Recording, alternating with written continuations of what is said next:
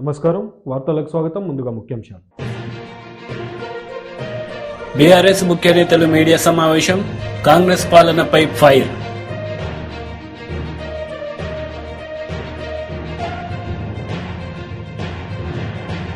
టీడీపీకి good bye చెప్పిన కేశినేని శ్వేత, చంద్రబాబు చేయడం వల్ల నాకిష్టమైన జాబ్ వదులుకొని వచ్చానని ఫైర్.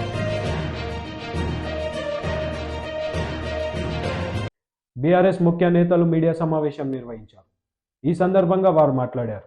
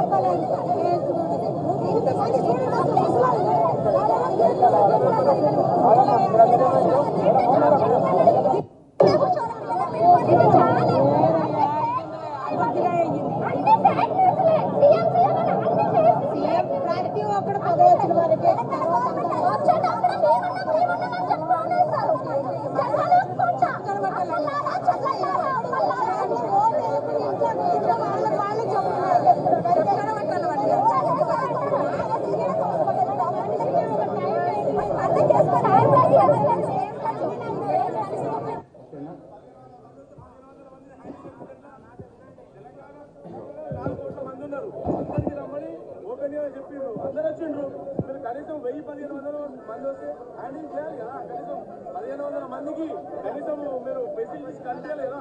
రిజిస్టర్ తీసుకొని రాసుకోండి, అంతే, ఏం లేదా. ఇక్కడ మనము కొత్త సీఎం వచ్చిండు, మార్పు వస్తుందని ఆశతో అందరూ వచ్చారు. మా ఖాళీల సమస్యలు చెప్తున్నామని వచ్చినాం.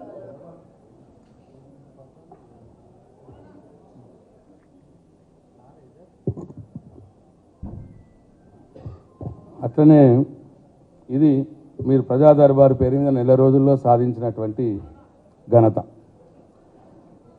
అట్లనే నేను ఇవాళ అడుగుతూ ఉన్నాను గౌరవ ముఖ్యమంత్రి గారిని, మీకు శ్వేతపత్రాలు విడుదల చేయడం చాలా ఇష్టం కదా, చాలా ఇంట్రెస్ట్ కదా.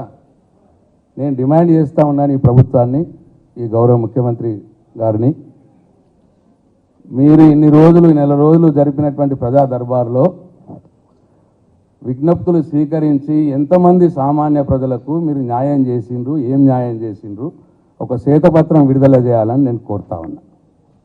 నిజంగానే మీ వల్ల, మీ ప్రజా దర్బార్ వల్ల, మీ డ్రామా ప్రజా దర్బార్ కాదు, డ్రామా దర్బార్ అది, దానివల్ల ఎవరికైనా సామాన్య ప్రజలకు న్యాయం జరుగుంటే శ్వేతపత్రం విడుదల చేయాలని నేను డిమాండ్ చేస్తూ ఉన్నా. అట్లనే ఈ నెల రోజుల్లో మీరు ఇంకో కార్యక్రమం పెట్టింది. మీరు అంటున్నారు, ఇగో ఇది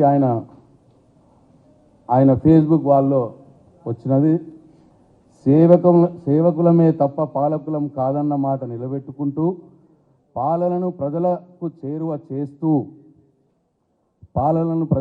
చేశారట ప్రజాపాలన ద్వారా. ఇవాళ ప్రజాపాలన అని పెట్టి మీరు ఇచ్చిన హామీలని మీరు అమలు చేయకపోగా, అమలు చేయడానికి అవకాశం ఉన్నా, ఎందరు ఇల్లు లేని వారు ఉన్నారు, ఎందరు ఇల్లు జాగా లేని వారు ఉన్నారు, పెన్షన్లు 2000 ఎవరికి వస్తున్నాయి, రైతు బంధు 10,000 ఎవరికి వస్తున్నాయి, అదంతా డేటా మీ దగ్గర ఉన్నది, గవర్నమెంట్ దగ్గర. ఆ అవకాశం ఉన్నా మీరు హామీలు అమలు పరచలేక దాన్ని కాలయాపన చేయటానికి ఒక ప్రజాపాలన అని ఒకరిని పెట్టి ఇవాళ ప్రజలందరినీ కూడా రోడ్ల మీదకి తెచ్చినారు. మీరు అవసరం లేదు, అప్లికేషన్లు తీసుకునాల్సిన అవసరం లేదు. చాలా మీ హామీలకు ఆల్రెడీ ఉన్నాయే, దాన్ని పెంచుతాము అని చెప్పినారు. ఆ డేటా మీ దగ్గర ఉన్నది. డైరెక్ట్గా పెంచితే సరిపోతుంది. 10,000 రైతు బంధు, 15,000 రూపాయలు రైతు భరోసా చేయొచ్చు, 2,000 పెన్షన్, 4,000 రూపాయలు పెన్షన్ చేయొచ్చు. ఇల్లు లేని వారు ఎవరున్నారో ఆల్రెడీ ఉన్నాయి మన దగ్గర, అన్ని ఎంఆర్ఓ ఆఫీస్లో మొత్తం గవర్నమెంట్ దగ్గర ఉంది. జాగాలు లేని వారి వివరాలు కూడా ఉన్నాయి. ఇవన్నీ కూడా మీరు చేయొచ్చు. కానీ అట్లా చేయకుండా కాలయాపన చేయటానికి ప్రజల్ని మీరు బలి పశువులుగా చేసినారు. ఇక మీ ప్రజాపాలన వల్ల జరుగుతున్న ఇబ్బంది ఒక్కసారి చూడండి. బీజేపీ రాష్ట్ర అధ్యక్షుడు కిషన్ రెడ్డి మీడియా సమావేశం నిర్వహించారు. ఈ సందర్భంగా ఆయన మాట్లాడారు. గారికి అండగా ఉన్నారు కాబట్టి, నరేంద్ర మోడీ గారి నాయకత్వంలో మళ్ళీ ప్రభుత్వం రావాలనుకుంటుంది కాబట్టి ఆ యొక్క ఓటర్లతో కూడా ప్రత్యేకంగా సమావేశాలు నిర్వహించాలి, అసెంబ్లీల వారిగా నిర్ణయం తీసుకోవడం జరిగింది. ఆ దిశలో కూడా కార్యాచరణ ప్రణాళిక రూపొందించుకుంటాం. దీంతో పాటు ఏదైతే అయోధ్యలో మరి రామమందిర నిర్మాణం జరిగిందో దానికి సంబంధించి దేశ ప్రజలందరూ కూడా జనవరి 22 కోసం ఎదురు చూస్తున్నారో, విగ్రహ ప్రాణ ప్రతిష్ఠ కోసం ఎదురు చూస్తున్నారో, దానికి సంబంధించి కూడా ఏదైతే రామ జన్మభూమి ట్రస్ట్ ఏదైతే ఉన్నదో ఆ ట్రస్ట్ చేపట్టేటువంటి కార్యక్రమాలకు కూడా పూర్తి మద్దతు ఇవ్వాలని చెప్పి జాతీయ పార్టీ నిర్ణయం తీసుకోవడం జరిగింది. అందులో భాగంగా సంక్రాంతి నుంచి 22 వరకు కూడా మరి ఈ యొక్క దేవాలయాలకు సంబంధించి స్వచ్ఛ అభియాన్ కార్యక్రమం తీసుకోవాలని నిర్ణయం తీసుకోవడం జరిగింది. దేవాలయాలు అనేక కారణాల కారణంగా మరి అక్కడ ఉన్నటువంటి పరిస్థితుల నేపథ్యంలో మరింతగా పరిశుభ్రంగా ఉంచేటువంటి కార్యక్రమం శ్రీరాముడికి కానీ ఆయా దేవాలయాలు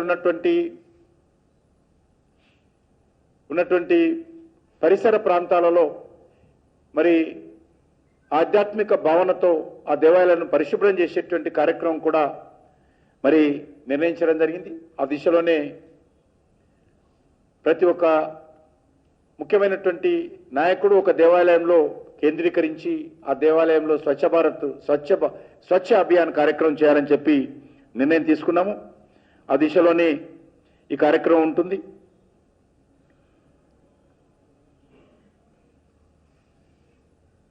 అదే కాకుండా ఇంతకుముందు నేను చెప్పినట్టు 22వ తేదీ ఏదైతే ప్రపంచంలో ఉన్నటువంటి కోట్లాది మంది ప్రజలు ఎదురు చూస్తున్నారో 22లో జరిగేటువంటి ప్రాణ ప్రతిష్ఠ కార్యక్రమం కోసం ఆ కార్యక్రమాన్ని సాధ్యమైనంత వరకు తెలంగాణలో కూడా అన్ని ముఖ్యమైనటువంటి దేవాలయాలలో ఏదైతే ట్రస్ట్ లైవ్ చేస్తున్నదో ఆ కార్యక్రమాల్లో కూడా పాల్గొనాలి, ఆ కార్యక్రమాల్లో కూడా భాగస్వాములు కావాలని నిర్ణయం చేశాం. ప్రధానమంత్రి గారు ఆ ట్రస్ట్ ఇచ్చినటువంటి పిలుపు మేరకు ప్రతి హిందువు కూడా వారి వారి ఇళ్ల ముందు ఇంట్లో దేవుడి గుడి, ఇంటి ముందు తులసి దేవత. టీడీపీకి గుడ్ బై చెప్పారు కేశినేని శ్వేత. చంద్రబాబు చేయడం వల్లనే నాకు ఇష్టమైన జాబ్ని వదులుకొని వచ్చా అని ఆమె అన్నారు. ప్రత్యేకంగా పంపించి 3 విషయాలు చెప్పారండి. ఒకటి ఏంటంటే ఈ కార్యక్రమానికి ఇన్ఛార్జ్ని వేరే వాళ్ళని నియమిస్తున్నామని. రెండోది నారా లోకేష్ గారు అసలు నాని అన్నకి ఈ ప్రోగ్రాంతో ఏంటి సంబంధం, ఎందుకు జోక్యం చేసుకుంటున్నారు అని అడిగారు. అంటే ఒక సిట్టింగ్ ఎంపీని ఆయన కాన్స్టిట్యున్సీలో పార్టీ ప్రోగ్రాం జరుగుతుంటే ఆయనకి ఏంటి సంబంధం అని ఎలా అడుగుతారండి? అలాగే మూడోది ఈ పొజిషన్ కోసం వేరే వాళ్ళని వెతుకుతున్నారు, అందుకని మీరు కొంచెం సైలెంట్ అవ్వాలి అనేది కూడా జరిగింది. సో ఇవన్నీ కూడా ఏంటంటే అండి, మీకు తెలిసిన ఈ స్ట్రాటజీస్ అన్నీ మీరు ఎప్పటి నుంచో చూస్తున్నారు. సో ఇవన్నీ కూడా మీరు కన్సిడరేషన్లోకి తీసుకోవాలి. నాన్నగారి వ్యక్తిత్వం అంటేనే మీకు తెలిసి, నేను ఆయన్ని డిఫెండ్ చేయక్కర్లేదు. ఆయన నిజాయితీగా నిస్వార్థంగా పనిచేసే నాయకుడు. అటువంటి వాళ్ళని వదులుకోవడం అనేది it's not our mistake, it is somebody else's mistake. కానీ ఇట్స్ ఓకే, మేము ఎవరిని కూడా తప్పు పట్టం. అందరికీ కూడా న్యాయం జరగాలనేదే మా కోరిక. అలాగే పార్టీ హైకమాండ్ ఏ డెసిజన్ తీసుకున్నా కానీ మేము రెస్పెక్ట్ చేస్తాము. ఎందుకంటే వాళ్ళ ఆబ్లిగేషన్స్ వాళ్ళకు ఉంటాయండి, మేము ఎప్పుడు కూడా తప్పు పట్టం. కానీ మమ్మల్ని నమ్ముకొని ఉన్న వాళ్ళ గురించి మేము కూడా ఆలోచించాలి. వాళ్ళ కోసం ఒక స్టెప్ అనేది మేము వాళ్ళనే చర్చించుకుని తీసుకుంటాం. నెక్స్ట్ స్టెప్ అండి మేడం, నెక్స్ట్ స్టెప్ ఏం చేయబోతున్నారు నాన్నగారు? నెక్స్ట్ స్టెప్ రాజీనామా చేశారు. అదే అండి, నెక్స్ట్ కార్యాచరణ ఏంటనేది కేసినేని నాని గారు మా క్యాడర్ అంతటితో కూడా చర్చించి వాళ్ళకి ఏది రైట్ అనిపిస్తే దాన్ని బట్టి నెక్స్ట్ స్టెప్ తీసుకుంటాము. కంపల్సరీగా కేసినేని నాని గారు 3వ సారి ఎంపీకి పోటీ చేస్తారు, 3వ సారి ఎంపీగా లోక్సభలో అడుగు పెడతారు. అది మాకు అందరికీ కూడా నమ్మకం ఉంది. కానీ అది ఏ దిశగా అనేది ఆయన నిర్ణయిస్తారు, మా క్యాడర్ నిర్ణయిస్తారు.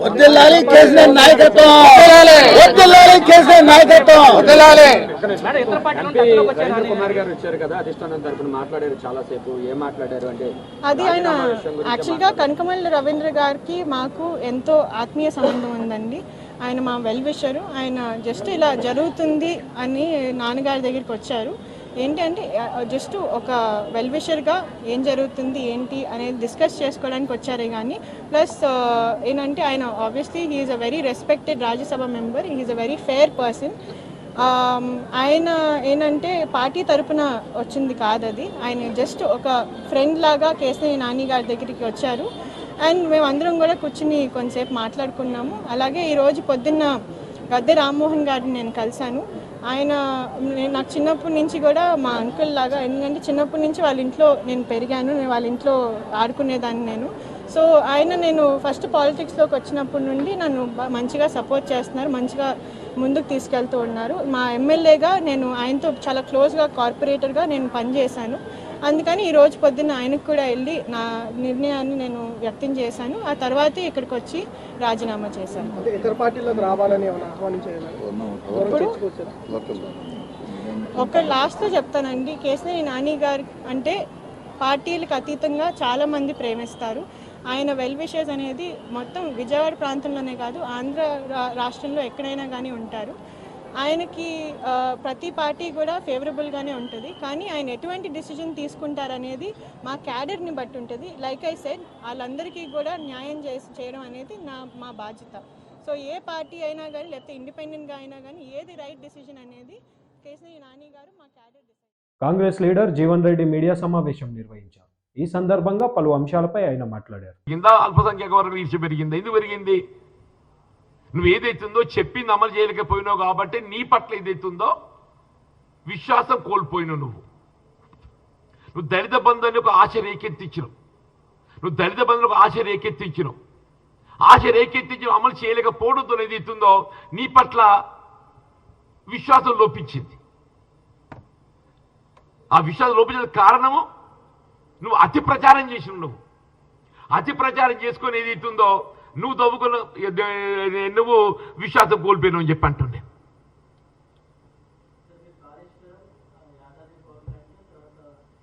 భగీరథ ఏ విచారణ చేపట్టాలని కూడా నేను కోరుతున్నా. How can it be vindictive politics? ఒక్కడే బాబు, నేను సాంకేతికంగా మిమ్మల్ని అడుగుతున్నా ఒకటి. Let KTR answer it. Bhagiratha అనేది ఏదైతుందో శుద్ధి చేసినటువంటి ఒక జలాలను, త్రాగునీటిని ప్రజానీకానికి అందించాలనే లక్ష్యంతో భగీరథ రూపొందించడం అన్నడే. ఇవాళ శుద్ధి చేసిన జలాలంటే క్లోరినేషన్. ఇందులో ప్రధానమైనటువంటి ఒక ఐటమ్ ఏంటంటే క్లోరినేషన్. ఒకసారి నీరు క్లోరినేషన్ చేయబడ్డట్టయితే అది కేవలం 20 కిలోమీటర్ల ప్రవాహం వరకే క్లోరినేషన్ ప్రభావం ఉంటుంది. నేను అడుగుతున్నా ఈఎన్సీ భగీరథ ఆర్డబ్ల్యూఎస్లో let him answer it tomorrow. నేను ముఖ్యమంత్రి గారికి రిటర్న్గా రిప్రజెంట్ ఇవ్వబోతున్నా. ఏ విధంగా ఇరిగేషన్ ప్రాజెక్టే లోపభూయిష్టంగా అంచనాలు రూపొందించడం జరిగిందో భగీరథ ప్రాజెక్టు సంబంధించి కూడా లోపభూయిష్టంగా ఏదైతే ప్రాజెక్ట్ నిర్మాణాన్ని రూపొందించడం లోపల దానికి సంబంధించిన ఇంజనీరింగ్ అధికారులు కూడా బాధ్యులే. క్లోరినేషన్ 20 కిలోమీటర్ కంటే ఎక్కువ ఉన్నది మేడం. ఒకసారి 20 కిలోమీటర్ల ప్రవాహం అయినట్టయితే అది జీరోకి వస్తుంది. అప్పుడు ఏం కావాలి? ఇప్పుడు ఒక ఊరికి చేరాలని నీరు అంటే 100 కిలోమీటర్ ఉంటుంది. 100 కిలోమీటర్ ఉంటుంది అన్న. 20 కిలోమీటర్ల ప్రవాహంతో జీరో అయిపోతుంది. అల్టిమేట్గా ఎండ్ పాయింట్కి ఏం పోతుంది? నీళ్లు పోతాయి. పోయినా కానీ నీళ్లు పోతాయి. But it's not purified క్లోరినైడ్ water. దానికి అధికారులు ఏం చెప్తారు మాకు? మీరు మళ్ళీ బ్లీచింగ్ పౌడర్ కలుపుకొని దాన్ని రీక్లోరినేట్ చేసుకోవాలి, ట్యాంకులు కలిపి మేము బ్లీచింగ్ పౌడర్ కలుపుకొని రీక్లోరినేట్ చేసుకోవడానికి నీళ్ళు ఎందుకు కావాలి? మాకు నీళ్ళు దొరకాయా? వాళ్ళు చెప్పేది ఏంటన్నా అంటే దాన్ని మళ్ళీ రీక్లోరినేట్ చేసుకోవాలని చెప్పని. మళ్ళీ రీక్లోరినేట్ చేసుకోవాలంటే ఇట్స్ నాట్ ఆలంతో కాదు, సాధారణంగా పవర్ ప్లాంట్స్లలో ఆలంతో చేస్తారు. గ్యాస్ క్లోరినేషన్ ఉంటుంది, that is available only in the municipalities. గ్రామాలలో గ్యాస్ క్లోరినేషన్ లేదు. Only alternate way is a bleaching powder. ఏం చేయాలి? కింద బకెట్లో కలుపుకొని నిచ్చెన ఎక్కి ట్యాంక్కి ఎక్కి దాన్ని పోయాలి. ఎక్కడ పోతున్నారా మీ అనుభవం? దయచేసి I request the media friends, దయచేసి మీ గ్రామాలలో ఉండేటువంటి ఒక లోకల్ మండల స్థాయి మీ రిపోర్టర్స్ ఉంటారు కదా, రిపోర్ట్ తెప్పించుకోండి.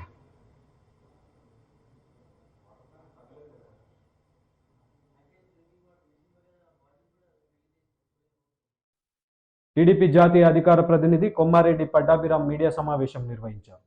ఈ సందర్భంగా పలు అంశాలపై ఆయన మాట్లాడారు. ప్రదర్శించినటువంటి అమోఘమైనటువంటి నటన ఇవాళ అందరూ అది నటనగానే భావిస్తున్నారు. వారికి ఇచ్చినటువంటి హామీలు మీరేం చెప్పారండి? తెలంగాణ రాష్ట్రంలో కంటే 1000 రూపాయలు అదనంగా అంగన్వాడీ వర్కర్స్ కి జీతాలు చెల్లిస్తామని చెప్పారా లేదా? మీరు ఇవాళ మీరు ఇచ్చినటువంటి హామీని మీకు గుర్తు చేయటం నేరమా? ఇవాళ తెలంగాణ రాష్ట్రంలో 13,600 రూపాయలు అంగన్వాడీ వర్కర్స్ కి శాలరీ చెల్లిస్తా ఉన్నారు. దానికి 1000 రూపాయలు అదనంగా అంటే మీరు 14,600 రూపాయలు చెల్లించాలి. గతంలో మీరు హామీ ఇచ్చారా లేదా? తెలంగాణలో ఎంత ఇస్తే అంత, దానికంటే 1000 రూపాయలు నేను అదనంగా ఇస్తానని చెప్పి మీరు హామీ ఇచ్చిన మాట వాస్తవా, అవునా కాదా? ఇవాళ హామీ నెరవేర్చండి అని అడగటం తప్ప? అలా అడిగినందుకు ఎస్మా చట్టాన్ని ప్రయోగిస్తారా మీరు వారిపైన? ఇవాళ ఒక్కసారి రాష్ట్ర ప్రజలందరూ కూడా ఒక్కసారి ఈ విషయాన్ని గ్రహించాలి. ఇవాళ రాష్ట్రంలో సుమారుగా 1,10,000 మంది అంగన్వాడీ వర్కర్స్ ఉన్నారండి. 1,10,000 మంది. గతంలో నారా చంద్రబాబు నాయుడు గారు 4,500 మాత్రమే ఉన్నటువంటి అంగన్వాడీ వర్కర్స్ జీతాన్ని 150% పెంచి దాదాపుగా 10,500 చేశారు. 4,500 ఉన్నటువంటి జీతాన్ని 10,500 రూపాయలకి పెంచారు. అంటే 6,000 రూపాయలు అంగన్వాడీ వర్కర్స్ యొక్క జీతాన్ని నారా చంద్రబాబు నాయుడు గారు 2014-19 మధ్య పెంచి వాళ్ళకి న్యాయం చేసే ప్రయత్నం చేశారు. 6,000 రూపాయలు. కానీ ఇవాళ ఈ రాష్ట్ర ముఖ్యమంత్రి చేసి BJP GVL Narasimha Rao press meet నిర్వహించారు. ఈ సందర్భంగా ఆయన మాట్లాడారు. ఉన్నటువంటి ఈ మొత్తం ప్రోగ్రామ్ కి కన్వీనర్ గా బాధ్యతలు వ్యవహరిస్తున్నటువంటి శ్రీ రామకోటయ్య గారికి, భారతీయ జనతా పార్టీ జిల్లా అధ్యక్షులు రథసారథి మేడపాటి రవీంద్ర గారికి, ఈ కార్యక్రమం అంతా కూడా ఇది పండుగ కుటుంబ సమేతంగా జరుపుకునేది కనుక ఇది రాజకీయ కార్యక్రమం కాదు కనుక వేదికపై నాతో ఉన్నటువంటి నా శ్రీమతి మైథిలి గారికి, మీ అందరికీ ఇక్కడ విచ్చేసిన అందరికీ కూడా నమస్కారాలు. సంక్రాంతి పండుగ అంటే తెలుగింట, తెలుగు రాష్ట్రాల్లో, ఆంధ్రప్రదేశ్లో, ఈ ప్రాంతంలో, ఉత్తరాంధ్ర ప్రాంతంలో కోట్లాది మంది ప్రజలు అత్యధికంగా జరుపుకునేటువంటి సంప్రదాయబద్ధమైనటువంటి పండుగ. తెలుగు సంస్కృతి, మన ఆంధ్రప్రదేశ్ సంస్కృతి ఉట్టిపడేలా ప్రతి ఒక్క గ్రామంలో జరుపుకునేటువంటి ఒక అద్భుత పండుగ. ఒక రకంగా చెప్పాలంటే ఆ పండుగని అందరికీ వెళ్ళి ప్రతి గ్రామంలో ప్రతి ఒక్క మరి కార్యక్రమాన్ని, సంస్కృతిని చూసేటువంటి అవకాశం కలగదు కనుక ఇటువంటి మన సంస్కృతిలో, తెలుగు సంస్కృతిలో, మన రాష్ట్రంలో ఉన్నటువంటి అన్ని రకాల మరి సాంస్కృతిక కార్యక్రమాలు ఏవైతే ఉన్నాయో, తెలుగు సంస్కృతి ఉట్టిపడేలా జరిపేటువంటి మరి వినోదం అయితేనేమో, ఆచారాలు అయితేనేమో అన్నిటినీ ఒక వేదిక పైకి తీసుకోవాలని చెప్పి Andhra university Visakhapatnam engineering college grounds లో దాదాపు 2 లక్షల చదరపు అడుగుల స్థలంలో ఒక గ్రామ వాతావరణాన్ని పూర్తిగా తలపించే విధంగా ఇక్కడ ఏర్పాట్లు చేసి ఇక్కడ అన్ని రకాల మరి జానపద సాంస్కృతిక కార్యక్రమాలు నిర్వహించాలని చెప్పి తలపెట్టడం జరిగింది. ఈ ప్రతిపాదనని ముందుగా రామకోటయ్య గారు కొంతమంది నా మిత్రులతో అందరితో కలిసి చర్చించి ఇది చేస్తే బాగుంటుంది. ఎందుకంటే లక్షలాది మంది ఇతర ప్రాంతాల నుంచి విశాఖపట్నానికి పండగ సందర్భంగా వస్తారు. అలాగే విశాఖపట్నం నుంచి అనేక మంది గ్రామాలకు తరలి వెళ్తారు. కానీ ఇక్కడ సగం పైన జనాభా విశాఖపట్నంలోనే ఉండిపోతారు. సో వారికి కూడా మనం గ్రామంకు వెళ్తే మనకు కలిగేటువంటి ఏదైతే ఆనందం ఉన్నదో ఆ ఆనందాన్ని విశాఖపట్నం నడిబొడ్డున వారందరికీ కలిగించే విధంగా ఈ కార్యక్రమాన్ని చేపట్టడం జరిగింది.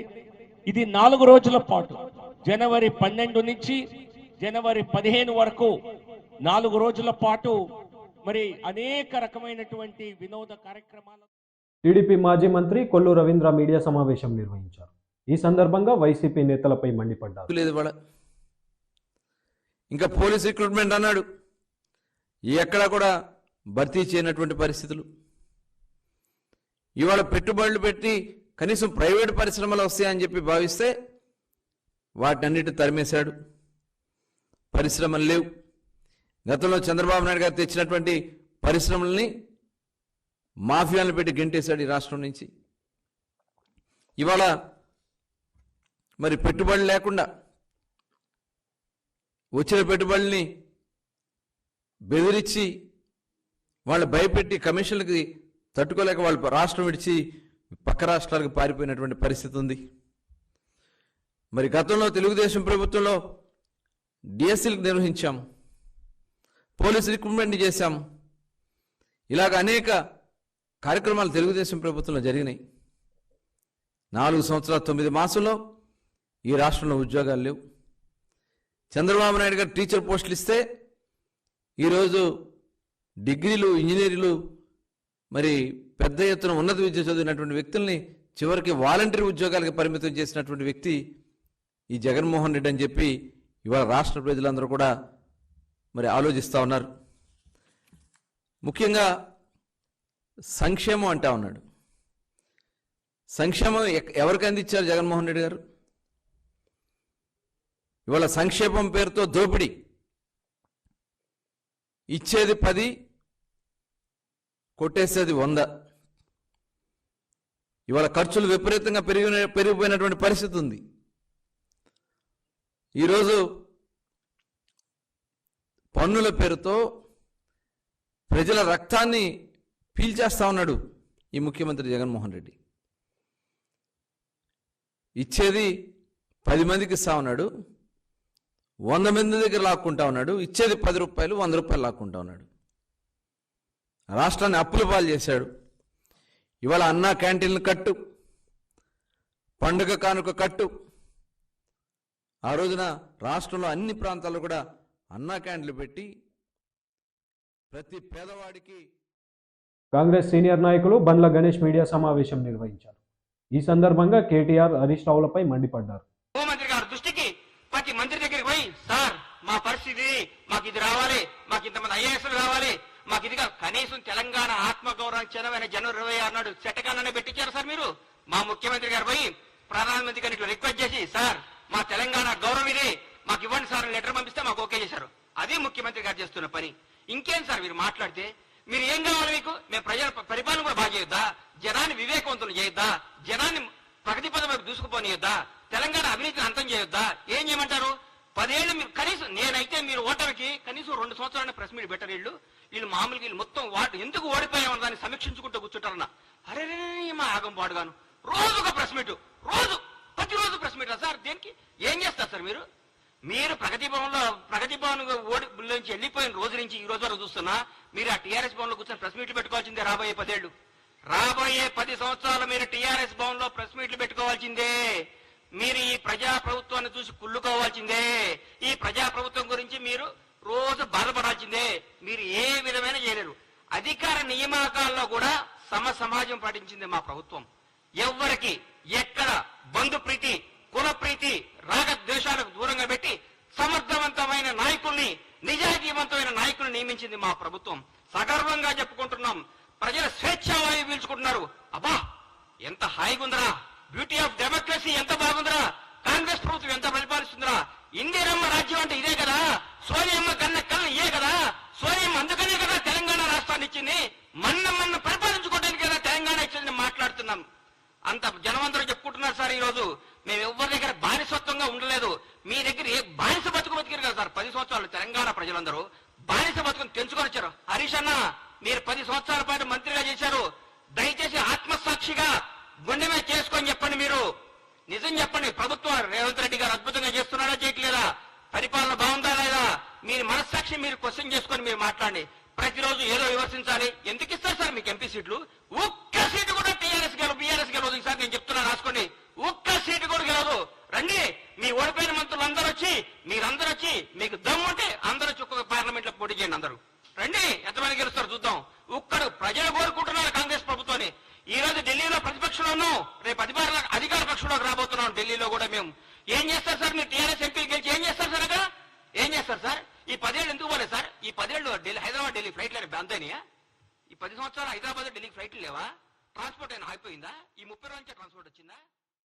తెనాలి నియోజకవర్గం జనసేన పార్టీ చేరికల కార్యక్రమంలో నాదెండ్ల మనోహర్ పాల్గొన్నారు. ఈ సందర్భంగా ఆయన ప్రసంగించారు. వాళ్ళు ఎవ్వరికి కూడా స్కూటర్లో కానీ ఆటోల్లో కానీ వెళ్తున్నప్పుడు వాళ్ళు ఇబ్బంది కలగకూడదు. ఎట్టి పరిస్థితుల్లో కూడా నేను మీకు మాటిస్తున్నాను. నంది వెలుగు పెదరావరం రోడ్ ఏదైతే మనం ఆ రోజు నిర్మాణం ప్రారంభించామో ఆ రోడ్డు రేవేంద్రపాడు మీదుగా మంగళగిరి వరకు 4 లేన్ల రహదారి పూర్తయ్యేటట్టు మొట్టమొదటి కార్యక్రమం చేస్తాను మీకు మాటిస్తున్నాను. ఎంతో అవసరం అది. ప్రతిరోజు ప్రయాణం చేస్తుంటే ఎన్ని గుంటలు, కనీసం గుంటలు కూడా పూడ్చుకోలేకపోయినా ఈ ప్రభుత్వం ఏం చెప్తాం వీళ్ళ గురించి చెప్పండి. నమ్మారు, మనం అందరం కూడా చాలా మంది నమ్మారు. 151 స్థానాలు జగన్మోహన్ రెడ్డి గారికి వైఎస్ఆర్సీపీ ప్రభుత్వానికి ఆ రోజు కల్పిస్తే మెరుగైన పరిపాలన అందిస్తాడు, రాజశేఖర రెడ్డి గారి లాగా వాళ్ళ అబ్బాయి కూడా పరిపాలిస్తాడని నమ్మారు ప్రతి ఒక్కరు కూడా. కానీ కేవలం బటన్ నొక్కేశాను అని చెప్పుకుంటూ పోతుంటే స్థానికంగా మనం పడుతున్న ఇబ్బందుల గురించి ఎవరు కూడా మాట్లాడే పరిస్థితి మీకు ఎటువంటి రూపంలో కూడా ఈ ప్రాంతానికి ఎవరైనా వచ్చి అభివృద్ధి చేస్తామనే విషయం ఎవరు కూడా ముందు రావడం లేదు. అదే ఆటోనగర్ మీరు చూశారు. ఏ విధంగా గతంలో ఆటోనగర్కి వెళ్ళాలంటే ఒక లారీ కూడా వెళ్ళలేని పరిస్థితి ఉండేదో, ఏ విధంగా ఈరోజు ఆటోనగర్లో సిమెంట్ రోడ్లు నిర్మాణం చేసి మనం పూర్తి చేసాం. ఎన్ని వంతెనలు కట్టాం మనం ఇక్కడ, 17 వంతెనలు మనం కట్టాం. నా 5 సంవత్సరాలు అప్పుడు 2009 నుంచి 14 సందర్భంలో ప్రతి వంతెనలో కూడా నేను స్వయంగా నిలబడి నాణ్యతతో కడుతున్నారా లేదా, సరైన రీతిలో కడుతున్నారా లేదా అని చెక్ చేసి ఎవరికి కూడా ఇబ్బంది కలగకుండా ప్రతి కాంట్రాక్టర్కి వాళ్ళు ఏ పార్టీతో ఉన్నా సరే, తెలుగుదేశంలో ఉండొచ్చు, వైసీపీలో ఉండొచ్చు, ఎవరైనా సరే ఒక కాంట్రాక్టర్ మంచి పని చేస్తే అభినందించి అప్పటికప్పుడే వాళ్ళకి బిల్లులు కూడా ఇప్పించే విధంగా అంత అద్భుతంగా మనం నిర్మాణం చేసుకోగలిగాం. ఒక్క పని చేశారా మీరే చెప్పండి, మీరే చూస్తున్నారు ప్రతి రోజున. ఏ ఒక్క సిమెంట్ రోడ్ వేసారా, ఒక మురుగు కాలువ కట్టారా, లేదా ఈ ప్రాంతాల్లో మీరందరూ కూడా అడుగుతున్నది చిన్న చిన్న విషయాలు ఎవరైనా స్పందిస్తున్నారా? స్పందన కార్యక్రమం అంటారు, స్పందించే మనస్తత్వం లేదు వీళ్ళకి. పెన్షన్ గురించి ఎవరైనా వితంతులు పాపం పెన్షన్ గురించి అర్జీ పెట్టుకుంటే 9 మాసాల తర్వాత, సంవత్సరాల తర్వాత మీకు వస్తుందని చెప్తారు. మీరు ఏం చేశారు వాళ్ళు ఈ రోజునంటే వాలంటీర్ వ్యవస్థ తీసుకొచ్చారు, వార్డు సచివాలయాన్ని పెడుతున్నారు, పాఠశాలల్లో నాడు నేడు అన్నారు. ఎక్కడ పూర్తయింది చెప్పండి మీరు? ఇక్కడ మనకు ఉన్న పాఠశాలలోనే అదనపు పాఠశాల. బీజేపీ నేత బండి సంజయ్ మీడియా సమావేశం నిర్వహించారు. ఈ సందర్భంగా ఆయన మాట్లాడారు. కానీ బీఆర్ఎస్ పార్టీ కార్యకర్తలు, కాంగ్రెస్ పార్టీ కార్యకర్తలు ఇద్దరు కలిసి కూడా నిజమైన ఆలోచన వాళ్ళందరూ కూడా ఈ పార్లమెంట్ ఎన్నికల్లో బీజేపీ గెలవాలని కోరుకోవాలి. ఇది నా విజ్ఞప్తి. ఏ సిటీలో చాలా మంది టచ్లో ఉన్నారు, బీఆర్ఎస్ పార్టీ వాళ్ళు టచ్లో ఉన్నారు. ఎందుకంటే పార్లమెంట్ ఎలక్షన్స్ అంటేనే మోడీ ఎలక్షన్స్, పార్లమెంట్లో ఓట్లు అంటేనే మోడీకి వేసే ఓట్లు అంటారు కామన్గా. ఎవరైనా ప్రజలు మామూలుగా ఏమో రాజకీయ పరిజ్ఞానం లేని, చదువుకోలేని ఏ వ్యక్తిని కూడా ఈ ఎన్నికలు ఎవరు ఎన్నికలు మోడీ ఎన్నికలు మోడీ కూడా ఇస్తామంటారు. ఇది గ్యారంటీ. కాబట్టి ఈ పరిస్థితిలో 2 పార్టీల వాళ్ళు కూడా చాలామంది భారతీయ జనతా పార్టీ నుంచి పోటీ అని చెప్పి ఉత్సాహంతో ఉన్నారు. కాబట్టి చూస్తాం వాళ్ళంటే వాళ్ళు కమిటీ ఉంటుంది, వాళ్ళందరూ చూస్తే రాష్ట్ర నాయకత్వం, కేంద్ర నాయకత్వం చాలామంది చూసి ఆచరించి నిర్ణయించుకుంటారు. చాలా ధన్యవాదాలు. వార్తలు ముగించే ముందు ముఖ్యాంశాలు మరోసారి. బీఆర్ఎస్ ముఖ్య నేతలు మీడియా సమావేశం, కాంగ్రెస్ పాలనపై ఫైర్.